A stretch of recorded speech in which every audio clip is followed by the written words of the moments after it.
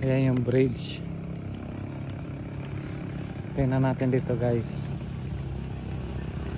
So mamamangha kayo guys sa ganda ng kaligtasan na binigay sa atin ng ating mahal na Panginoon. Ayan guys. Ayan guys. Tawid muna ako guys. Ayan.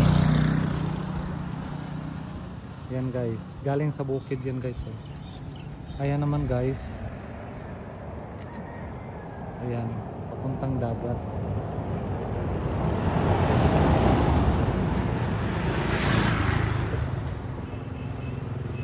Ayan guys.